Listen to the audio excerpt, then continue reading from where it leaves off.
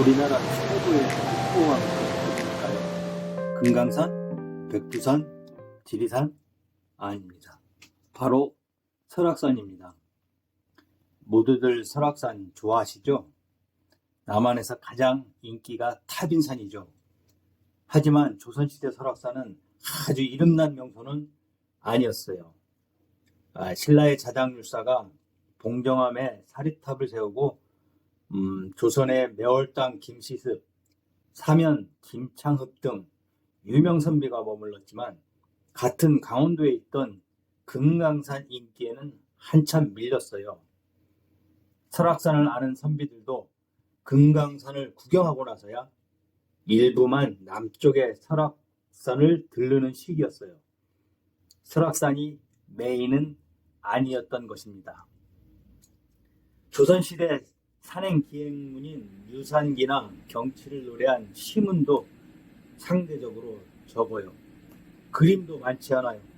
인왕제색도로 잘 알려진 진경산수화의 대가 있죠. 겸재, 정선.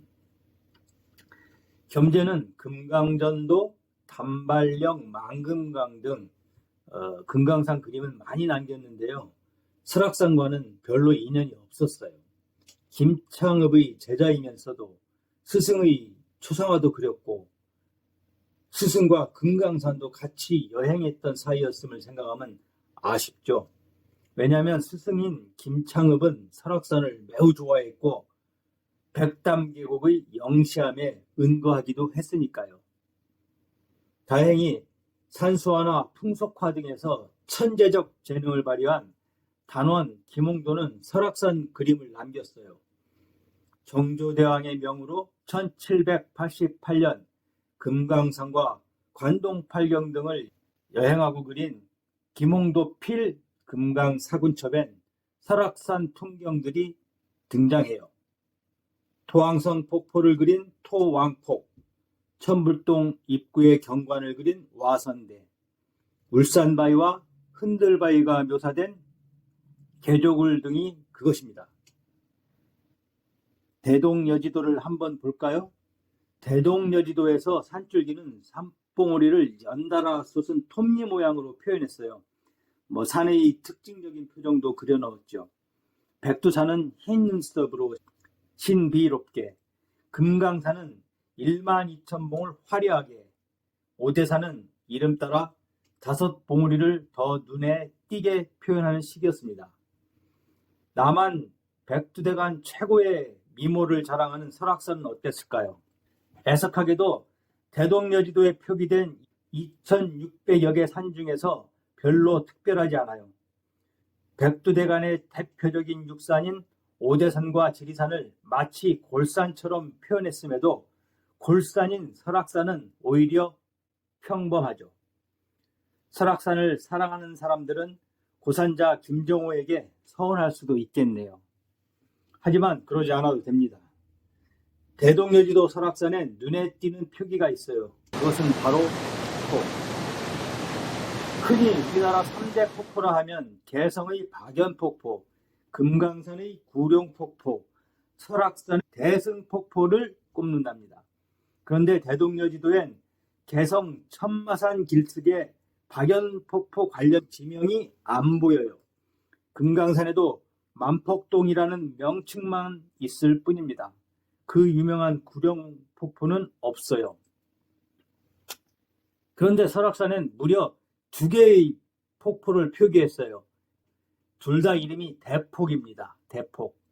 아시죠? 현재 설악에 대폭이란 명칭의 폭포는 없어요. 그렇다면 과연 어느 폭포일까요? 그건 바로 하나는 외설악의 토항성 폭포, 다른 하나는 내설악의 대승 폭포입니다. 대동여지도에 표기된 12,000여 지명 중 폭포 명칭은 10개가 안 되는데요. 토항성 폭포와 대승 폭포가 당당하게 대동여지도에 이름을 올린 것이죠. 대동여지도를 자세히 보겠습니다. 설악산 글자 북쪽에 표기된 대폭, 이것은 바로 토항성 폭포입니다. 외설악의 대표 폭포인 토왕성 폭포 길이는 상, 중, 하단 합쳐서 총 320m나 됩니다. 직폭이 아니라 상단, 중단, 하단으로 이어진 연폭입니다. 우리나라에선 가장 길어요.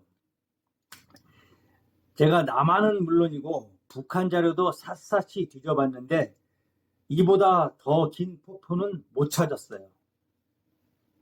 조선 선비 유산기엔 설악동에서 신흥사 가는 길에 토왕성 폭포를 목격하는 광경이 자주 보입니다. 김홍도의 토왕폭도 설악동 길목에서 그린 것이죠. 토왕성 폭포는 10여 년 전까지만 해도 가까이서 보기 어려웠어요. 웅장한 전체를 볼 수 없었죠. 그런데 2010년대 중반에 설치한 토왕성 폭포 전망대 덕분에 지금은 그 웅장한 모습을 볼 수 있답니다. 내설악으로 가볼까요? 내설악의 대폭은 대승폭포입니다. 지금의 내설악 지역을 대동여지도엔 한계산으로 표기하고 있어요.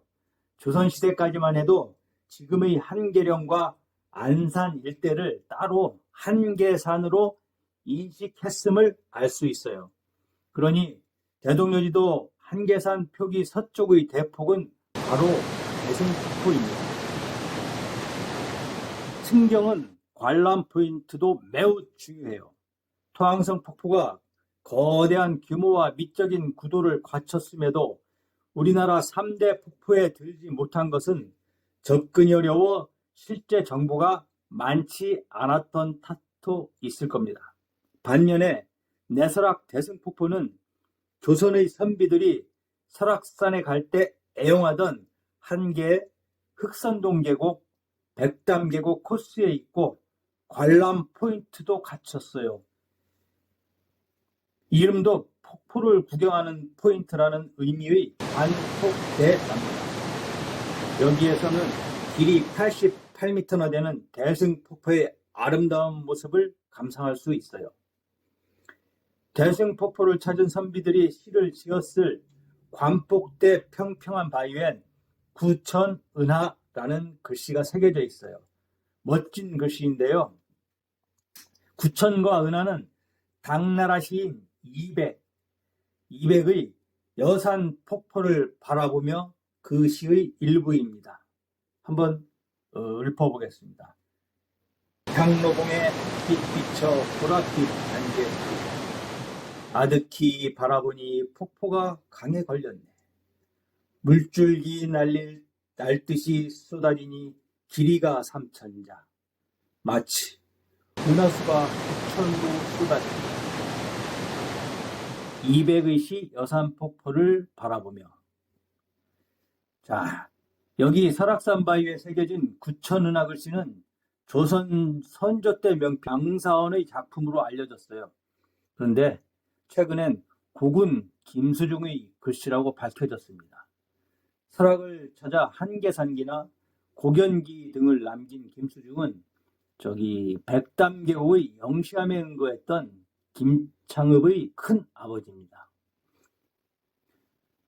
폭포 표기를 거의 안 한 대동여지도에서 고산자 김정호가 설악산 구역에 폭포를 2개나 표기했다는 데서 짐작할 수 있듯이 설악은 폭포왕국입니다. 설악엔 2대 폭포인 토왕성 폭포와 대승폭포, 그 외에도 성물동의 양포, 옥담계곡의 풍령포, 12선녀탕의 두문폭포, 오색의 설악폭 등 다른 산에 있었다면 대표 폭포로 대접받았을 폭포만 해도 수십 개나 됩니다. 이외에도 참 많은 폭포들이 있죠. 폭포 표기가 별로 없는 대동여지도에 폭포가 2개씩이나 표기된 설악산, 이름도 크다는 대폭, 그리고 골짜기마다 여러 개씩 걸린 멋진 폭포들. 설악산은 누가 뭐라 해도 우리나라 최고의 폭포 왕국입니다. 감사합니다.